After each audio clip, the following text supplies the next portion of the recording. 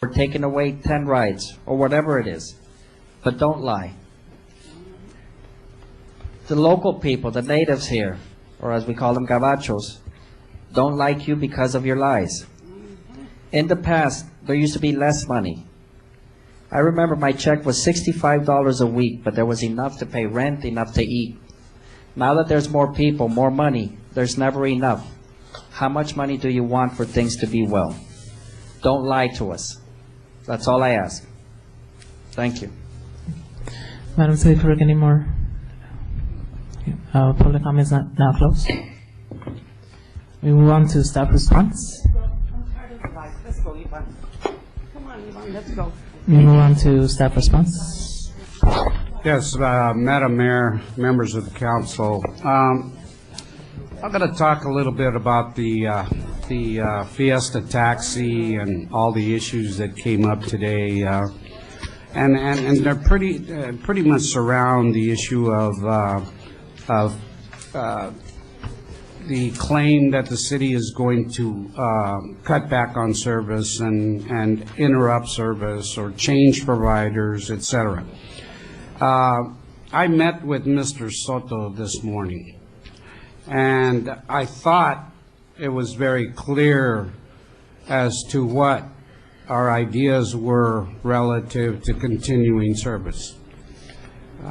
I believe Mr. Soto should be ashamed of himself for creating the drama that he created here. Mr. Soto does not run a nonprofit. It's a for-profit business. The city expends close to $1 million a year on Fiesta Taxi.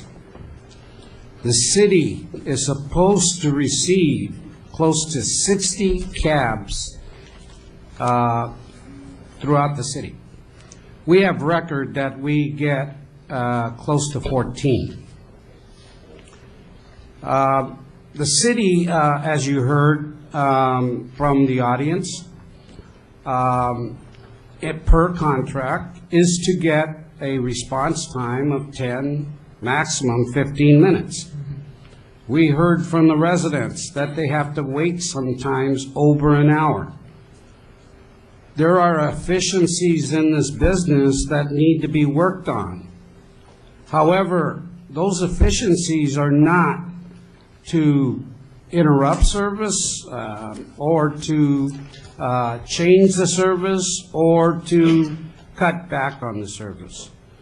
I believe what happened here was Mr. Soto did a disservice to the city. To be a businessman, to come here, to bring these people here under false pretenses was a total, I don't even know the word to describe it, but certainly it was wrong. And we have records on their contract. We have invoices on their contract. There are going to be discussions on his contract. But let me emphasize again, there is no intention at the present time and in the future to change providers. There is no intention to cut service.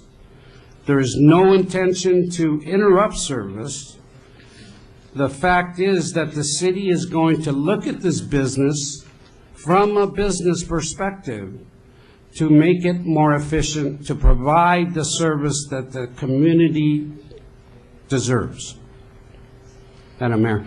Now, I'd also like to address the combi service. Yeah, I was going to ask for you to address it. You heard comments today relative to the combi service being farmed out to another provider and its friends, et cetera. I think and it was being removed from old timers, et cetera. The fact of the matter is the city received a 30-day quit notice from old timers, indicating that they would stop service within 30 days because they could not make the project or the transportation system that they were providing pencil economically. They could not bear the cost and could not make a profit or even make it work with the amount of funding that they were receiving. They provided the city with a 30-day notice. The only response the city could have in that situation was to scramble around and try to get an experienced provider to come in so that services were not interrupted. And that's exactly what the city did. And so for people to come up and accuse the city council of providing contracts, et cetera, to people that are friends, et cetera, it's the furthest from the truth. I mean, the fact is that we had to move quickly. And if the city did not move quickly, the services that the Combi provides right now would not be provided. Madam Mayor? Yes. There was also comments about the shuttles or the vans. I mean, the city owns those. Can you tell them the condition that they were at that point? Yes. When we received when we made the transition with old timers, we requested all the vans that the city owned. Those shuttle vans were in fairly poor shape. The city could not use those vans safely in the community to provide the service that they needed. The city had to take on the repair and maintenance of those vehicles to get them in shape, to be able to get them running and providing the service that the city needed. So, in essence, the city had to assume a lot of the costs that were lost on by the previous provider. If I may, Mayor, ask a question, and I have further comments at the end of the meeting. So if you stay, you can hear my comments with respect to this particular subject matter, the Combi and the transportation service. But just a question. We heard from someone that old timers, the previous provider was getting paid $43 per hour, and the new provider is getting paid $63 or something like that. Is that correct? That is correct, and I'd like to clarify that also, because one of the problems, obviously, with the previous provider was they were not making the transit system work.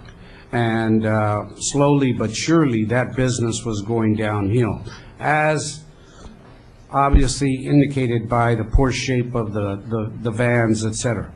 However, we have in the contract with the new provider a provision that we will renegotiate their contract to the point that we believe is a reasonable contract. So, and it's not finished yet. It was one of those contracts we had to put in place quickly in order to get the transit operation operational.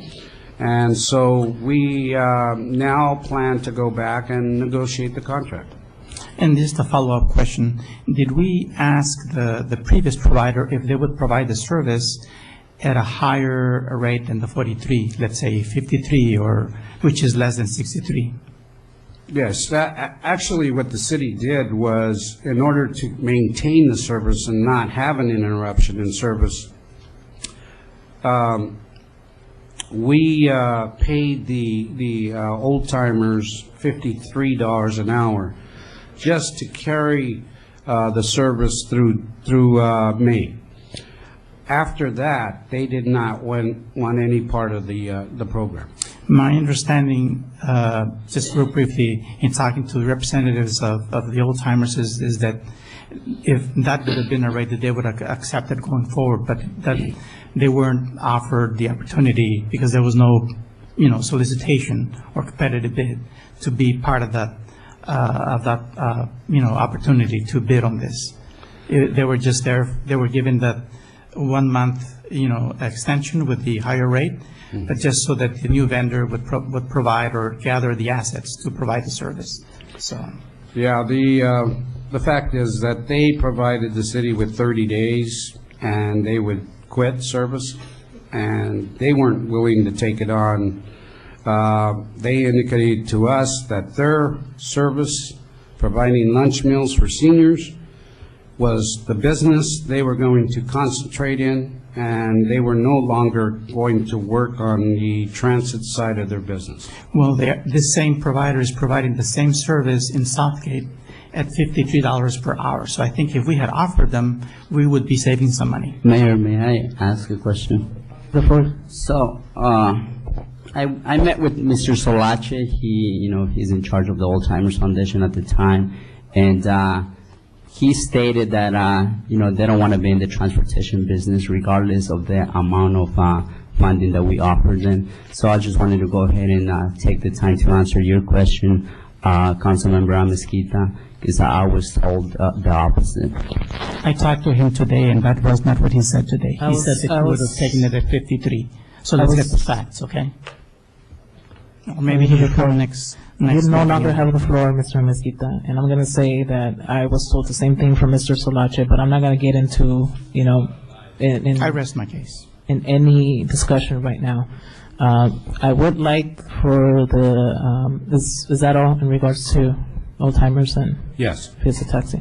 I would like the city attorney to address the rules of decorum and why they're important, because I know that was brought up. We're not trying to shut down people at all, but just briefly.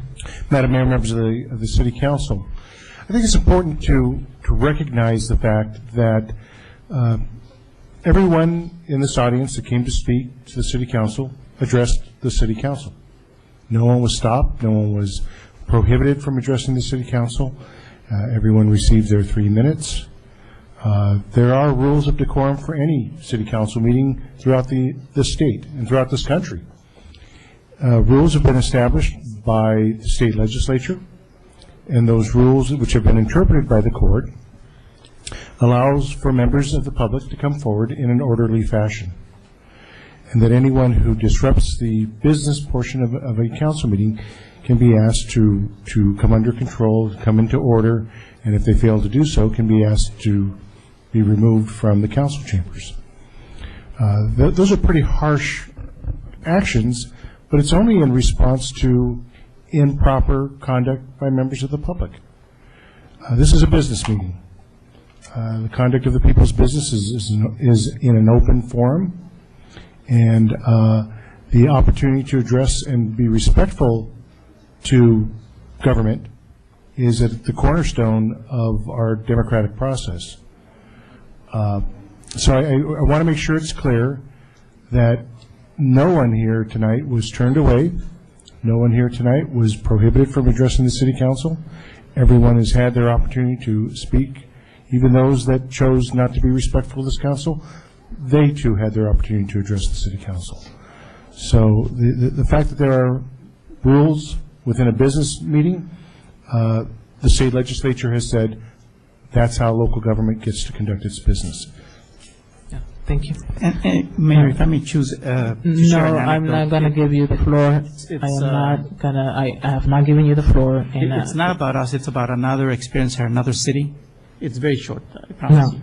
We're gonna now recess the closed session because we have Thank you very much. individuals here. At this time, Madam Mayor, we'd ask the City Council to recess in closed session for one item under Conference with Legal Counsel, anticipated litigation pursuant to Government Code Section 54956.9, Subdivision D4. One matter.